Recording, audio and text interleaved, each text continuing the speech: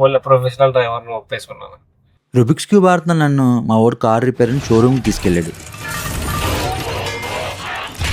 షోరూంలో కారు పెట్టేసి car problems అన్నీ చెప్పేశాం.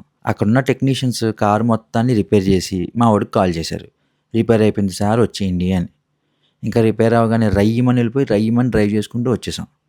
వచ్చేదాకా తెలీదు కార్లో కొత్త రిపేర్ వచ్చిందని. యాక్చువల్గా కార్ ప్రాబ్లం ఏంటంటే ఇప్పుడు ఫర్ ఎగ్జాంపుల్ ఏదన్నా అంటే నార్మల్గా వెళ్తున్నప్పుడు మనకి కార్ నుంచి ఏ సౌండ్ రావట్లా, కానీ ఎప్పుడైనా కారు కనుక ఒక గొతుకుల్లో కాటిలోకి దిగినప్పుడు ఏమవుతుందంటే బీప్ బీప్ బీప్ అని సౌండ్ వస్తుంది.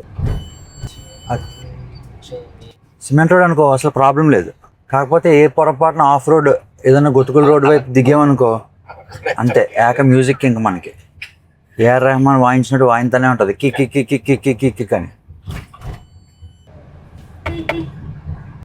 అది హెల్మెట్ పెట్టినాడు కదా ఇంకా అక్కడికి ఏం అవ్వదు, ఇంకా సైడ్ కూడా ఇవ్వడం మ్యూజిక్. ఆ రోడ్డు దాటి అవతలకి వెళ్ళానంటే డిప్రెషన్లోకి వెళ్ళిపోతా. మరి మూడు ఆపోయినప్పుడు ఏం చేస్తావు బ్రో నువ్వు? మరి మంతా ఈ తాగవు కదా. అది బ్లాగ్లో మాట్లాడరు అలాంటివన్నీ కాదు. అప్పుడు ఏం చేస్తావు? సినిమా చూస్తా. సినిమా చూస్తారా? ఏం చేయవా? అసలు ఆ సినిమాలో లవ్ స్టోరీ లేకుండా సినిమా చూస్తాం. ఏదో తినరా. ఇంకా మెకానిక్ షెడ్కి దగ్గరికి వచ్చాం. ఫ్రెండే. ఎవడో నువ్వు రాగలప్పుడు ఉండేది. ఏడోరో తెలియట్లేదన్నా. అంటే మనకే ఏ డోర్ సౌండ్ అవుతుందో తెలియట్లేదు కాబట్టి ఇప్పుడు ఈ టైర్ దగ్గర ఒక రాయి పెట్టి ఆ రాయికి దిగించాం అనుకో సౌండ్ రాలేదనుకో ఈ డోర్ కాదని.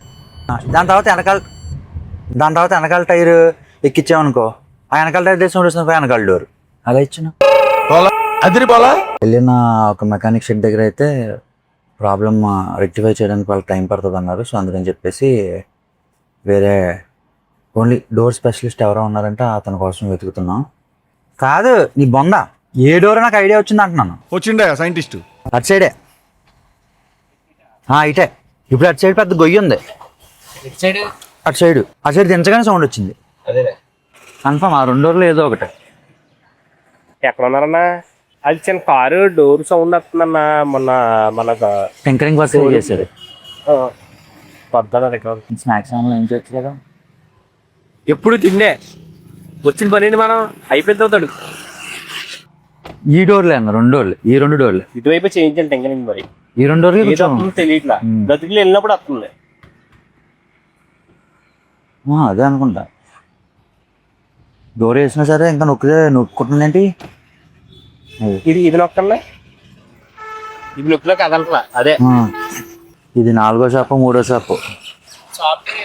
ఇందుకే షోరూమ్కి వెళ్ళిపోవడం బెటర్ అనిపిస్తుంది ఒక్కోసారి. అటు చేసిన కూడా ఒకరికి కొట్టేదాం లేదా విజయవాడ 2 గంటలు ఉంటాం కదా. ఇది 4వ షాప్ యాక్చువల్గా. 2 గంటల ఉంటాం. ఇది 4వ షాపు. ఇక్కడ అవదంటే అప్పుడు వాళ్ళు చెప్తాం. ఇప్పుడు మళ్ళీ 5వ షాప్ దగ్గరికి వెళ్ళాం. బండి మీద వెళ్ళిపోతుంటే ఎదురయ్యాడు మనకా. ఆడే బండి మీద వెళ్ళిపోతుంటే ఎదురయ్యాడు. టైం పట్టి చేస్తారన్నా మీకు చాలా టైం పడుతుంది. ఇప్పుడు వెళ్ళాం కదా షెడ్ దగ్గరికి, ఇంకో కొత్త షెడ్ 5వది అక్కడ టైం పడుతుందంట. అందుకని చెప్పేసి మళ్ళీ ఇప్పుడు 6వ షెడ్కి ఎత్తుక్కుంటూ వెళ్తున్నాం. అక్కడ కూడా same answer no doubt going to 6th shed. యాక్చువల్గా షోరూమ్ లో డోర్ వర్క్ చేయించాడన్న మొన్న. అది 2 డోర్ వర్క్ చేయించాడు. గొతుకులకు దగ్గరనే సౌండ్ వస్తుంది. అదే డోర్స్ లాక్ అన్నట్టు. తెప్పిస్తాను నువ్వు. ఓకే